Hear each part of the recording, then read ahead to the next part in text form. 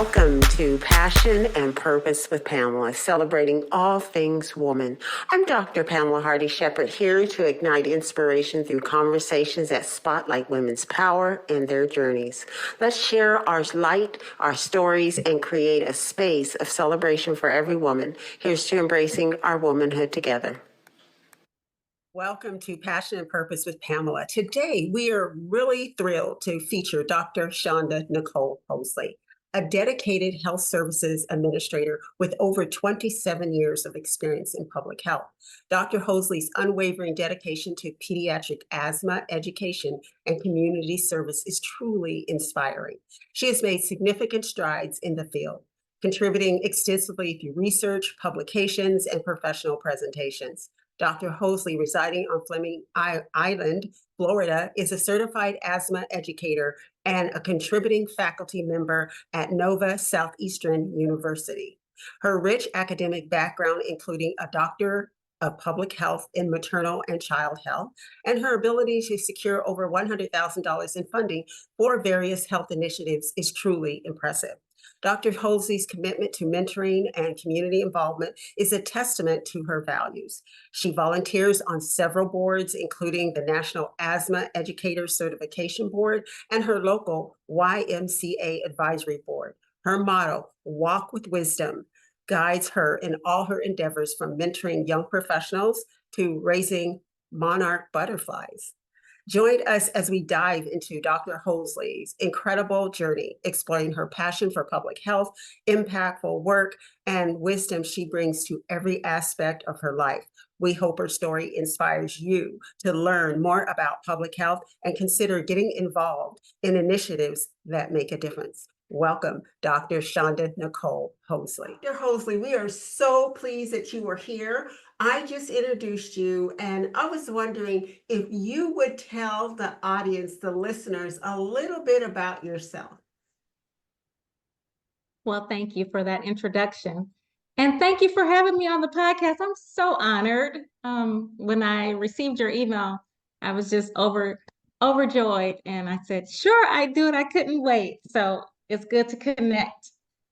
What I like to tell people about me is that before I was anything, before I had any degrees or anything, I was a Head Start kid. I was a Head Start graduate. And for your audience members that may not know what that is, that's a preschool program that also focuses on socialization, interaction, engagement for children.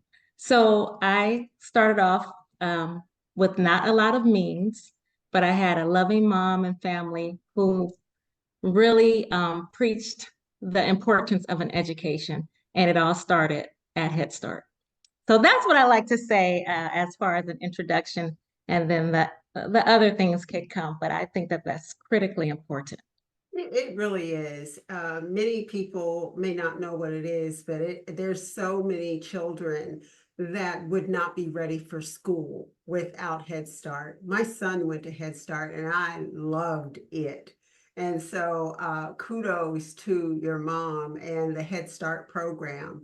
And we know how many lives it has changed. So starting with the Head Start, and then just kind of give us who you are, because I know you're a very dynamic woman, and I just cannot wait to hear your story and let the listeners hear your story.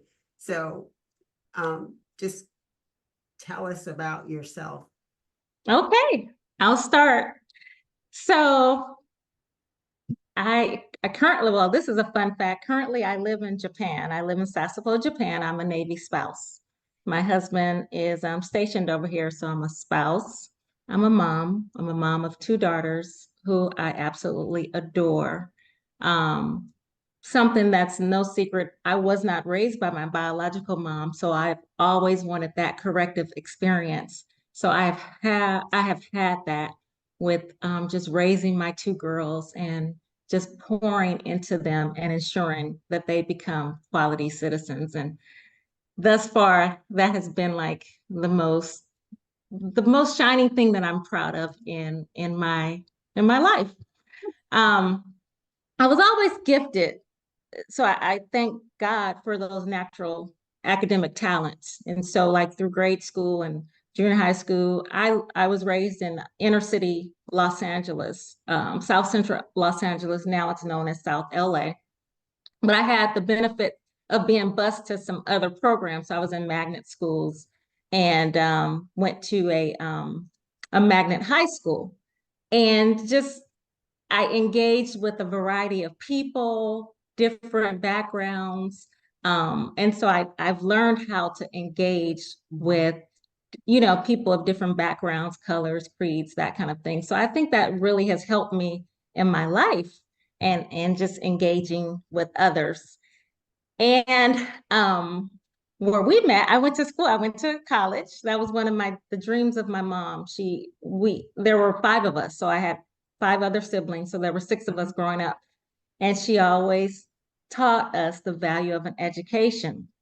And her, strong African-American mom really realized that education was critical to having a good life. And she instilled in us, do that. That's something that once you earn it, no one can take it away from you. And that's something that you can use to propel yourself in life. And I listened. And she's no longer with us, but I remember her telling me one day, she was so proud of me. She said, "You did exactly as I asked. You did it. You got it. I'm so proud of you." And that, that just made me feel special. So, and where we met, went to San Diego State University, and my psychology major, I've always been interested in children, so I wanted to go into developmental psychology. And it transitioned a little bit because I ended up going into public health and focusing on maternal and child health. But it's still, still some of the same concepts I learned, and it was a very good transitional career for me. And so ended up at Emory University to complete my master's in public health. And then I went to University of Alabama at Birmingham and completed my doctor of public health with the maternal and child health emphasis. And so that's me educationally, but there are a lot of things that can explain, like you said, dynamic. There are a lot of things that kind of can explain my trajectory of life. I will say this, and then I'll see what you have to say. But one thing that it allowed me to have this life that I am currently living, which is a work from home mom. And that's something that I distinguish because there are some stay-at-home moms. That's great. However, I am a work from home mom, and that was purposeful for me because I did experience a stillbirth, and that changed my entire life, and that made me want to be there physically for my daughter Savannah at the time. So I needed to find something to where I could work from home. This is before COVID, so so I was doing it long before then, but just to be there to see all of her first, that was very important to me. Her first steps, her first walks, her first day at school, and I was able to do that. And so I'm so grateful for that. And you say some really powerful things is being present and being the best mom that you could be. And I have just enveloped everything that you are saying because I remember when you were getting ready to go to Japan, and I was like, yes, yes. And they can learn these languages because I had a friend. We ended up we went to New York and we were going to Good Morning America. And Yes. I will never, ever, ever forget this. And they would go around. We were at the end of the line. We really didn't know that you had to get reservations and do all these things. So they go through and they would ask people, what do you do? What do you do? And she said, I sing and dance. I said, no, no, no. You know how to speak Japanese. They moved us all the way from the end of the line. When I say the end of the line, it was outside around the corner of the building in the alley to on the show where she said, Good Morning America in Japanese. I will never forget that. And that stuck with me. And I look at your daughters and they have this ability to learn this language, to be in another country, to experience. You're giving them experiences they will never forget.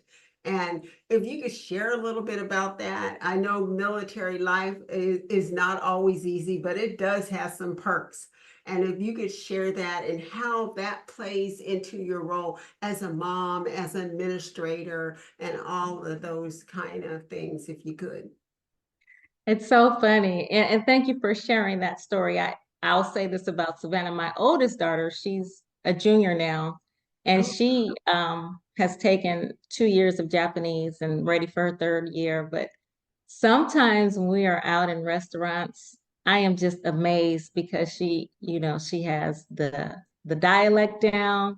She's like, she can order for us, and I'm just so proud of her. oh my goodness. Sometimes when I say something, she's like, Mom, you're not saying it right. I'm like, well, at least I'm trying. So, but it is, I'm grateful for the opportunity for them. But it's so funny, because Pam and we're friends. There was some trepidation about me coming. Mhm. Uh, and frankly, I was fearful. I was scared and it's not that I'm a controlling person, but things were just kind of going along, and the girls had plans. I'm doing my thing over here, and it was a disruption.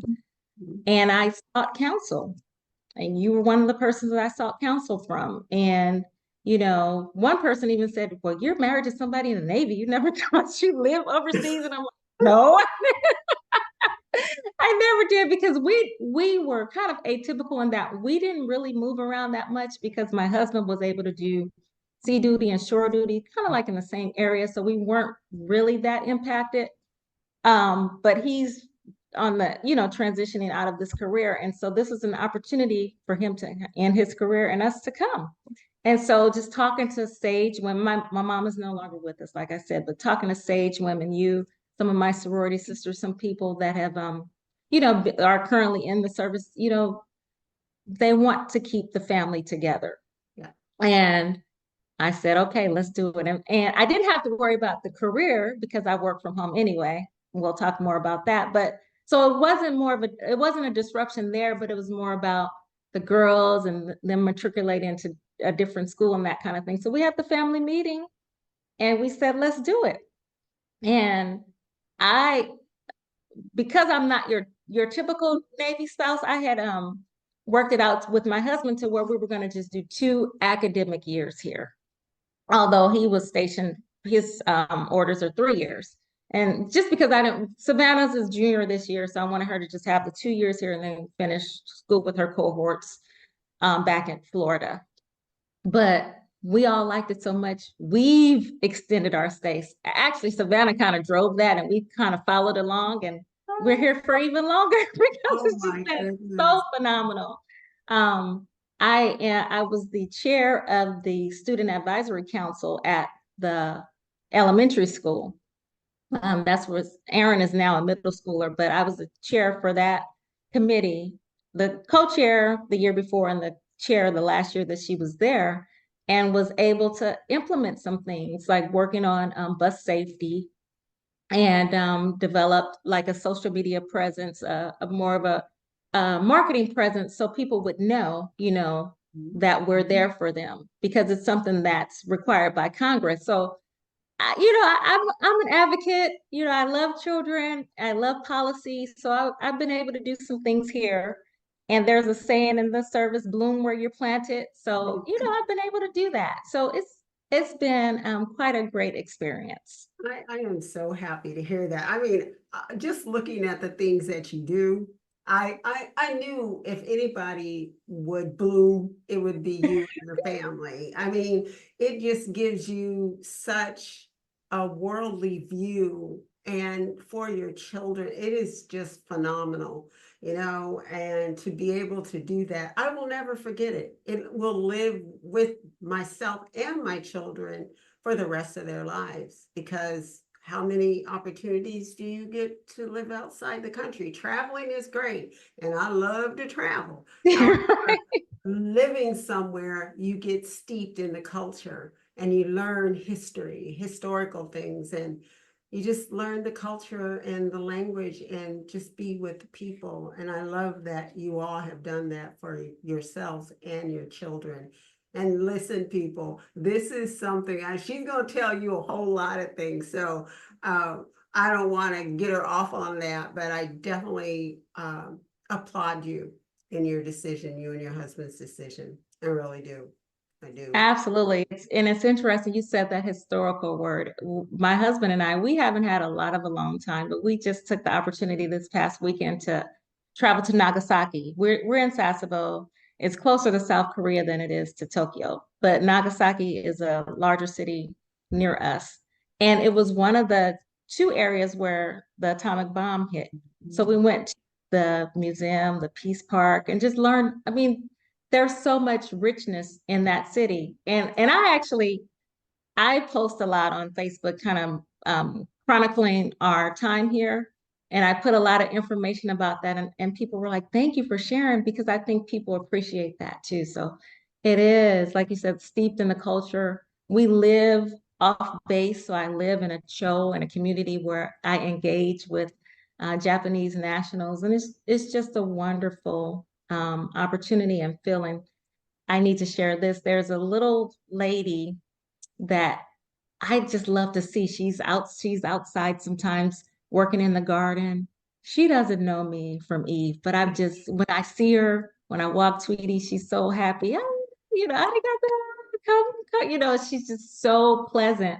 And I hadn't seen her for like a couple months. And I got concerned. I'm like, I hope she's okay. I hope she's not sick or anything. So I started taking her flowers. And I would just leave the flowers and just do a translated note in Google Translate and leave it for her. And then one day she was out and she said, her daughter was there. So she daughter translated for us. But she's like, you left me my note. Thank you for the flowers. And it was just so nice. And she hugged me. And I love seeing her. And just, she's just such a sweet lady. And I just said, she brings me joy. I just want to know if she was okay. And they said she was just having some trouble with her knees. But it was so good to know that, but when I walk past her, every time I look for her, and it makes me smile. I call her my little lady. Oh my goodness. I love that because, a lot of times we think things are for us and they're also for other people. I had a Japanese foreign exchange student, so she had never, lived with a Black family before. And so so there are things, it's very helpful to be able to do things like that, because a lot of times when we go through things in life, we think it's for ourselves, but many times it's to help other people as well. And I love that, and that you checked on her and you made a difference, the purpose. Oh my goodness. So Yes. tell us about working from home, if you would. Yes, I love this because I believe in God, and I believe that has his hand on my life, and I believe that things happen as they should. And so back to Savannah was born in 2008, and we had been married for about a year. So, came shortly after our marriage. We were in California at the time. And my stillbirth happened in 2006. It wasn't with another partner. But that it resonates with me, it resonated with me. And it's like, I want to do everything that I can to make sure she's fine, that I'm there for her. And so what happened was my background too, I'm a certified asthma educator. So when I was at Emory, when I was at Emory and then UAB, I worked at Grady Hospitals, one of the hospitals for the indigent there in Atlanta, and I was a clinical asthma educator. And so had that background, and I met a pulmonologist, allergist, Dr. Holloway at the time, and he was involved with the National Medical Association, which is Association for Black Physicians. And they were developing a program where they looked at managing asthma from the entire spectrum, and they wanted the feedback from a clinical asthma educator. So he asked me to speak at their convention and help them develop the curriculum for it. So I did that. So I did that for a couple years. And I had an infant with me. My mom was alive at the time, so she traveled with me. And there were some things going on administratively where I said, I could make a difference. Right. And I told Dr. Holloway, I said, hey, because I worked for him too. I did my after I finished school, I worked with him for a year to implement an NIH funded program in asthma. And so I said, hey, if you ever need me, let me know, because my work ethic, my broad range of knowledge, administration, the one-on-one direct contact, that kind of thing. And I put that bug in his ear. And do you know, Pam? I don't know if you know this, because I was also teaching at San Diego State. You know that because you Yep. babysitted my daughter was. But a year later, I received a phone call because Dr. Holloway was the chair at the time, but they transitioned chairs annually. And I received a call from the new chair, Dr. Thomas Scott. He was like, hey, I got your information from Dr. Holloway. We understand that you're interested in being the executive for our section, asthma, allergy, and immunology section of the NMA. And I said, yeah, sure. So we interviewed. He's like, yeah, this is great. I'm good. He was like, but it's a package deal. You must also work with the internal medicine section. And I said, oh, okay. And this is the largest section of the National Medical Association. Allergy is kind of small, and it was going to be like a contract or whatnot. And he's like, you need to interview with this person too, Dr. Osei. I said, okay, sure. Killed it. Mm-hmm. I didn't really hear back anything when I told Demond, I said, this, look, this might work or whatnot. So a couple of weeks later, I received this big packet in the mail. I said, this must be the contract. Because they didn't let me know either way. I just received this contract. But here's the blessing. Because of the internal medicine section that I had no idea about, that was enough to sustain me. And so I did some online teaching for some other schools, but that contract did it. And that was like in 2009. Wow. And I've been with them ever since. And I've just been growing programs. I've been able to get some a national NIH grant for the internal medicine section, just expand. And so I've been able to use all of my education, from the universities, the work that I've done on the front lines and all of that, and have just been able to incorporate it into that contract. And it's been like out of this world. And I just think, and that enabled me to stay home. So I travel for our conventions and maybe some meetings here or there, but primarily I work from home. And so what I do is I help to develop continuing medical education for the physicians and healthcare providers, write grants. I have to reconcile those grants, write reports. So just, utilizing all of the skills that I've learned, training. And asthma is one of my passions, so I've been focusing on that. And then with internal medicine comes an array of topics that also benefit, the whole person, and women and child health issues as well. I did not know that. And I don't oh my gosh, are you kidding me? That is I awesome. know. That I is said that's awesome. nothing but God. It That's is. oh, Oh my yes. goodness. And Yes. think about it. Our steps are ordered. They are ordered. And sometimes it doesn't, it's like, I don't know what this is about. And you don't know, like they didn't get back to you and you didn't go down in a hole and say, well, I guess I'm not going to get it. I mean, and it just, the package just showed up. You see, when it's meant for you to have something, the door will be open. When it's not meant for you to have something, the door will shut and another window will open.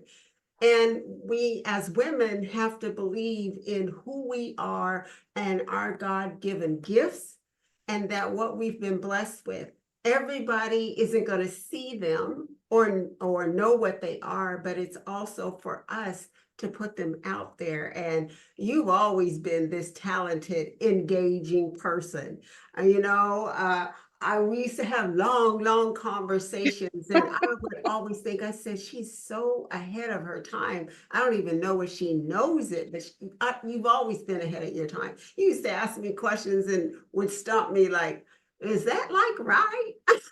You know, but we've always had that amazing relationship, and I am so very proud of you and what you have accomplished and what you will continue to accomplish. And if you had something to say to somebody who is unsure of their path or their purpose, what would you say to them? What would you tell them? Yes. Thank you for that question. That's a good question. One thing that, and this is actually what I say to my children, because I think that it's important to have self-confidence and advocate for yourself. Um, I've learned and I've lived that the answer could be yes or no. There are two options, right? Generally. And so, but if you don't ask, you will not know. I mean, think about, how I earned the job with the NMA. I told Dr. Holloway, I said, hey, I see some things. I think I can make a difference. Let me know, Wow. Wow. someone. And he remembered that. And so I can only imagine when they were having their conversations, he's like, I know someone. And then just always, I think, like, if you are passionate about something, I mean, you've heard this before. If you're passionate about something, it's not like work, Yeah. because it's your life's gifts. I'm happy in that I am able to use my gifts in what I do. I took a spiritual gifts class when I was in Atlanta. I grew a lot in Atlanta. When I was in Atlanta at Green Forest Baptist Church, and my three primary gifts were faith, mercy, and administration. Wow. And I see that thread all throughout my life. That was spot on.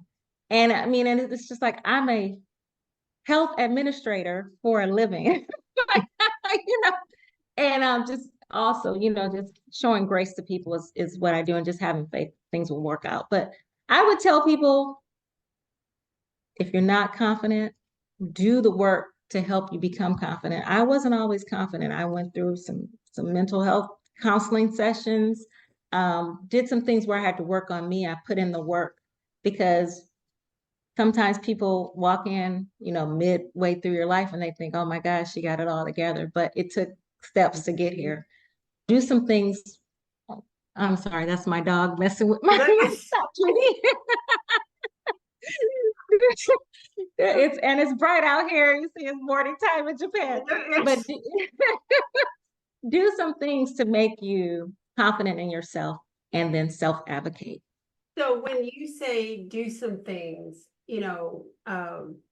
some things like what? Because I'm asking because listeners may not be clear, and I just asked the question because honestly, when somebody has told you you won't amount to much, you're not smart, what do you think you know? And somehow you take that in and you believe it. What are some of the things that people can do, or I'm going to say women first and foremost, can do to help themselves begin to believe I can do this? Because you said something about, and I'm going to say it this way. It's either yes or no, right? You said yes or no. And I was always taught a closed mouth does not get fed. All you can do is tell me no. Why would I tell myself no? But how do I get there? How do I get myself there? Can you just any advice Yeah. on? And I'm an open book. I could just speak from my experience, and hopefully it could help someone. But and I'll start, I when I mentioned I was not raised by my birth mom. We have a great relationship now. I will say that that's a blessing. But that instilled in me abandonment issues, right? And so I dealt with that as a child. I had a loving mom who imparted wisdom and love into my life. However, those were still issues that I had to deal with. And I personally sought out a counselor when I was in college.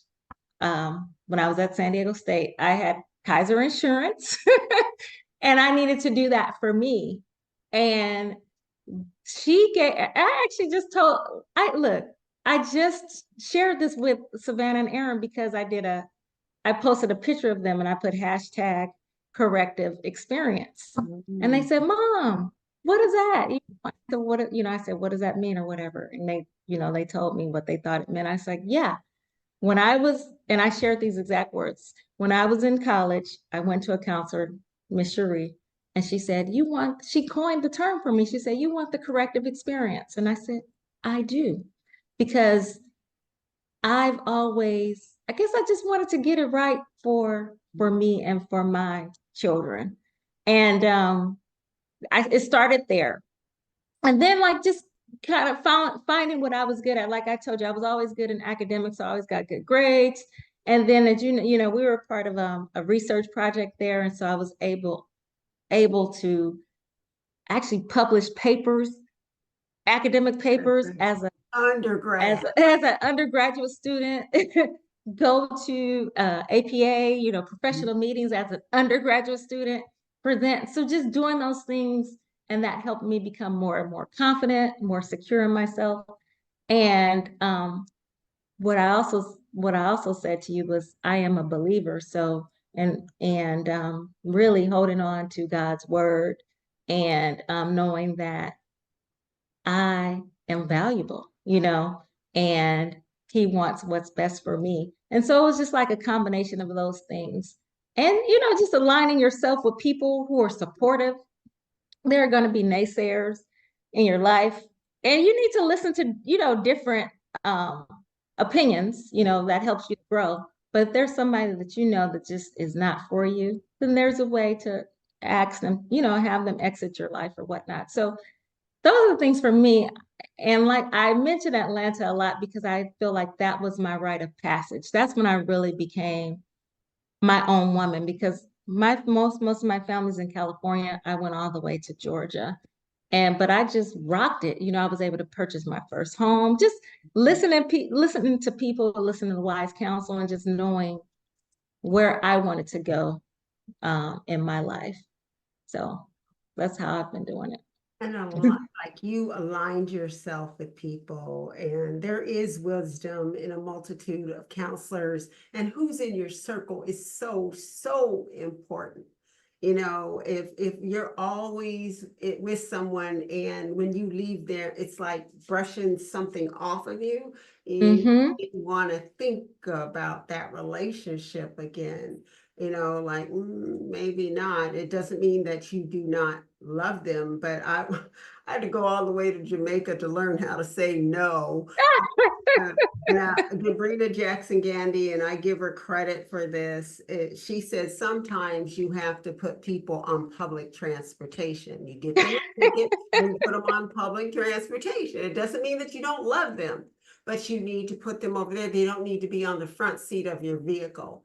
And that stuck with me because I'm a visual person. So I see a convertible, right? And I see this person that has no business sitting on the front seat, the top's down, the wind's blowing your hair. And it's like, I'm gonna get them a ticket and put them on public transportation. Yes. So, and I remember one of my friends in Jacksonville, Chanda Nicole, we both go by our middle names sometimes. And we're both from California, but I can't think of the name of the author right now, but she recommended the book, Your Best Yes. Because I was having some struggles at the time. I can't remember exactly what it was, but I was just like, oh my gosh, I'm doing this, I'm doing that, I'm doing this. And she's just like, you need to read this book. And it helped me to think about, okay, I have to give my best yes. And sometimes it's going to be a no, and that's okay. And that helped as well, because I'm this person that, I aspire to do great things, and, just driven, my circadian rhythm is, but sometimes it's good to just say pause, and just focus on really what I'd like to focus on. I love that because sometimes, as women, a lot of times we'll say yes. And really, like you said, we should say no. And she taught us, Sabrina Jackson Gandy taught us to say no without justification. No, Mhm. that doesn't work for me. And that's it. You don't have to say, well, I've got this meeting, I got this. So I came all the way back to California, going to say my no. And the hair stood up on the back of my neck because it's like, can you go to this meeting? And it's like, my plate is full. And I Mm-hmm. said, I'm unable to, that doesn't work for me. And they Yes. said to me like they were going to get some more. And it was like, you're not getting any more. And I was like, yes, yes.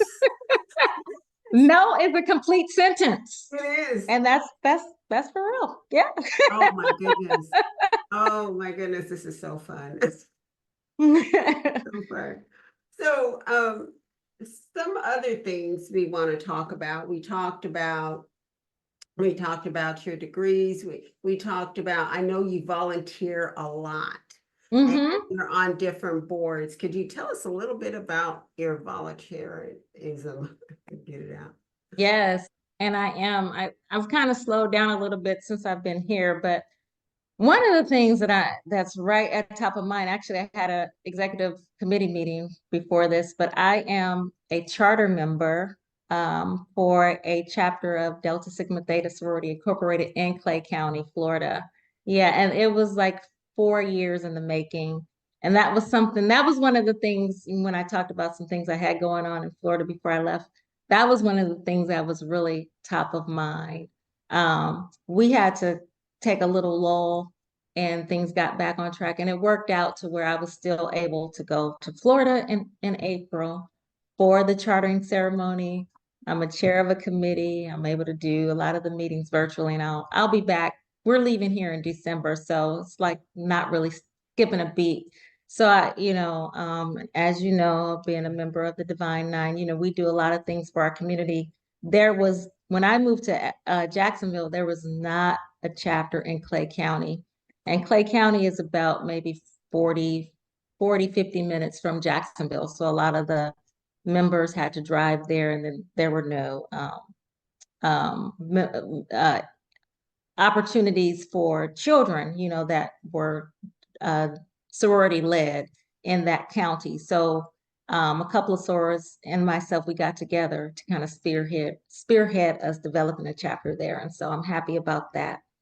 And you Um, should I'm really excited about that. So, and then I've been on Head Start boards. I've been the physical and health chair for a couple of different Head Starts in Atlanta.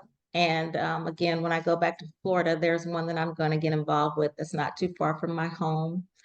I was on the Clay Education Foundation board, was the secretary for that board, and just a lot of the things that I do focus on children. And so those are some of the things I do. So like I said, right now I'm not doing too much. I'm the immediate past chair for the SAC at Sassable Elementary School here. And yeah, and most recently here too, I became an American Red Cross volunteer. And I actually did that because, well, I did that to help Savannah because she needed volunteers. She wants to apply for the National Honor Society. She needs volunteer opportunities. I said, well, let's do it together. Oh, And I even got my dog involved, Tweety, because they have an animal program where they go out and service support animals. And so she completed her training and everything. So it's a whole family affair. So, goodness. Oh my yes, goodness. yes, yes. So please tell us, like, I'm sitting at home and I'm listening and I really would like to do more. How do you get involved, excuse me, in different boards? Could you Yes, maybe share that a little bit? yes. And that's the thing, like looking at your circle of influence. I mean, because I'm pretty sure you have friends and you guys have like missioned things in common. So I would start off with the individuals that are right there in my circle and ask them what it is that they do. And I do know too that there are certain boards that have certain missions that might resonate with you. And I think sometimes that they ask for applications for board membership. So that's something that you can do as well. I'll mention it with American Red Cross. It kind of happened twofold. It was serendipitous because one of Savannah's her classmates' mom.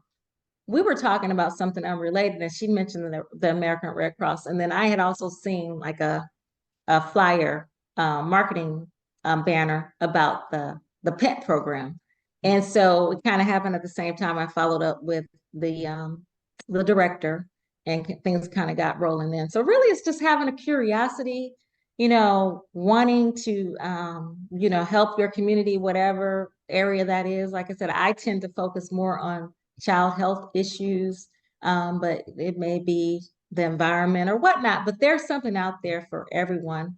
So it's just, I would start with, the people that are in my sphere of influence, and then maybe just going and doing some research and seeing what else is out there. But oftentimes, if it's a nonprofit organization, they need a board, they need advisory committee members, that kind of thing.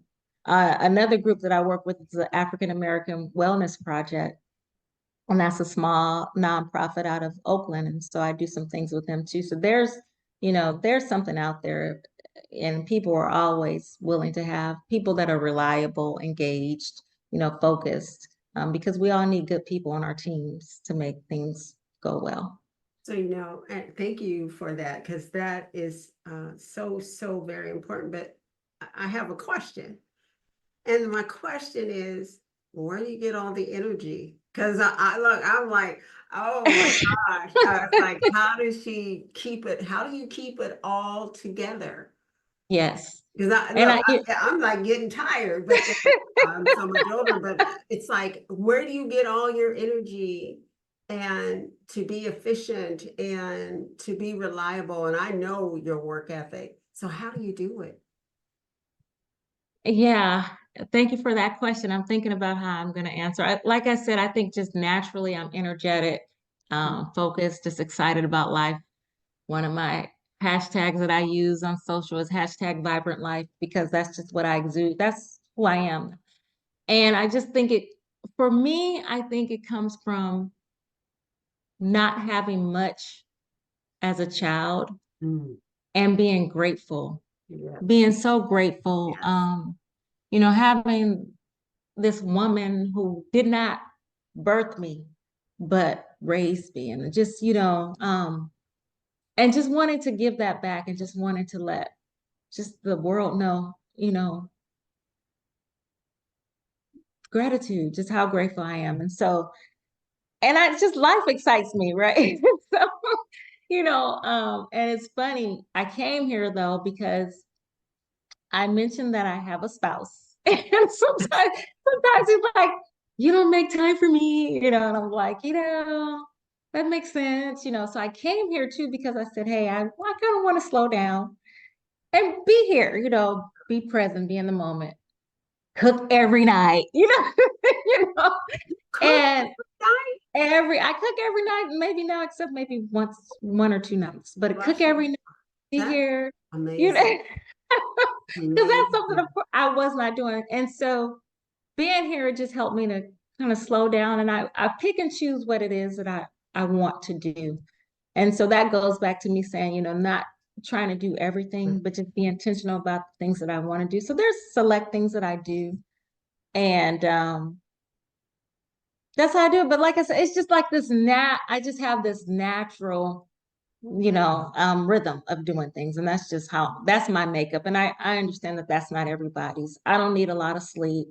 Um, I try to eat healthy. I walk every day, do my exercises, that kind of thing, and I just had my lab works done. My lab works are just phenomenal. So I'm just in a good place, and then I just want to be, a role model to my girls, I love that. Oh my goodness. that's very important to me. And And I think they know that too. They Yeah. do. Oh my goodness. And you said something, you said a lot of powerful things, but I want to go back to that. You said, my lab work. I take care of myself. I walk, I exercise. And you know what? That is the one thing that women, we put ourselves on the back burner and put everybody else up front, and we take care of the husband, the children, the dog, the cat. And then we look around and say, "Oh, okay, I'll do Mhm. something for myself."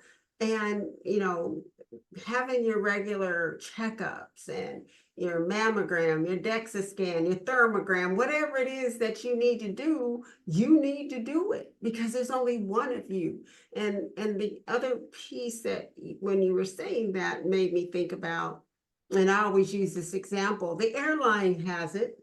They got it right. They say if Yeah. there's whatever it is in the air, Hmm.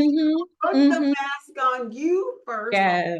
on the child, Absolutely. because you put it on the child, you're knocked out. Well, you can't give from an empty vessel. You fill that vessel up and to overflow, and then you can give something out to somebody else. So thank you for saying that, because that is so, so very important. And you also said, I'm just an energetic person, and if your level isn't her level, then you have to find your pace, whatever it is. Wow. Oh my. Absolutely. Because when you start, because I actually had a friend like that at one point, and she's like, I just, I want to be like you. And this, and I'm like, be you. Don't compare yourself and think that I'm better than, think that you're less than, think that you're more, don't do that. Just be okay with you and do what you do because we all have unique talents, Yes. Yes, we do. contribute. And there's enough sunshine for us all. We could all be successful, That's right. You That's know? right. I love Yes, that. yes, Yes. yes. Lord Yeah. have mercy. So, Dr. Holsey, Yes. what would you what is your ending? What is your last words that you want to leave us with? Any kind of wisdom, discernment? What you've been doing that the whole time, but I mean, what would you leave us with that you really want to hit it home today? Two things. And I do have this one down for in writing. One of my role models is Marian Wright Edelman, the founder of the Children's Defense Fund, because she's a children's advocate, brown like me, um, just fierce. And one of her quotes is, if we don't stand up for children, then we don't stand for much. Mm. And I just think that, children are our future, they're so vulnerable. And they just need us. And so we should stand up for them whenever we have the opportunity. So that's one. And then two, our family motto is to soar with the eagles. We teach that to the girls. We just tell them, you could fly higher and higher. And flying with those eagles will just kind of traject you into another space. And so I tell them to do that, focus on schooling, focus on making the world a better place, and soar. That's it. That's hashtag soar. I just tell them keep on soaring. I'm so proud of them. you know um Erin, I haven't spoke much about her. She's our youngest. She got accepted into AVID. I can't think of what it stands for now, but it's a program for those that are focused on college and college preparatory. And she had to go through an interview process and an application process. And she was a little hesitant at first, and we encouraged her, and she got in. She's starting to do photography lessons and tap into that skill. And so they're soaring, Right. they're both amazing. And I'm happy to have a loving partner and that we can be models to them and help them succeed in life. My goodness, what a blessing. What a blessing. And there was something I was about to say, and then it just went out of my head. So I'm keeping it back. But you two are, oh, You two are amazing models. And the thing about it is that you have opened up a world for them. It's about what your children are exposed to. And the more they're exposed to in the world, their possibilities, the more that they see people that look like them, or just exposure. And I say kudos to you and your husband. I really do, because that's really what it is. It is, you have exposed them. And, as parents, it isn't so much of what you say, it's what you do. And they're like little old sponges just soaking it in, and they're watching mama and daddy and all that you do. So I would just say give yourself a pat on your back, because you've done some amazing work. You really have. And I'm honored to know you and grateful to know you. Same here, Pam. I'm grateful to know you too. I adore you. I do. And that's why I'm just so honored to be on your show. I remember, I talk about my humble beginnings, but one of the things that my mom made a priority was traveling. And we would budget, we'd have to budget for it. We drove cross country from California to Disney World in Florida. Um, we do a lot of things, and she also exposed us to the arts. So we went to different community plays, and I went to a play with her in Vegas. So I saw The Lion King. And that's one thing that I'm doing with my girls, like being here. When we first got here, we would do the MWR trips. Those are the trips that are by the military, and we get on the bus. But now we are able to do our own trips. They know how to navigate the train system. I mean, they're like, no, we get on this go. And it's just so amazing to see how much they have grown, both of them. I feel totally confident going anywhere in Japan with them. And they have a love and a zeal for that. And my National Medical Association conference was in New York City this past month. And one of the things that I've never done, I've been in New York several times. I had never seen a play on Broadway. And I said, I want to take them. And so we went to see The Notebook, the musical on Broadway. And I'm just like, wow, look at how full circle life is, and it was just great. And so, yeah, and I think about that because when you said kids are sponges, I remember I was a sponge soaking that up from my mom, and now I'm able to pay that forward with them. So, yeah. I love it. I love Right. it. I love it, Dr. Holsey. Thank you so much for your wisdom, discernment, and just your transparency and willing to share. Just very, very grateful. Thank you for joining us, and hopefully you will come back. Yes, I will. We have so many other things to discuss. We love you and just thank you so, so much. Thank you. Thank you for the opportunity. Thank you. I love you. I love you back. Thank you all for joining us today on Passion and Purpose. It's been wonderful to connect with you, and I hope you found our conversation as enlightening and inspiring as I have. A huge thanks to our guests who contributed to the discussion and shared their experiences and insights. Your stories are the heartbeat of this podcast, and it's a joy to explore our passions and purpose together. I'm Pamela, reminding you to live with passion and purpose. Until next time, take care and keep reaching for your dreams.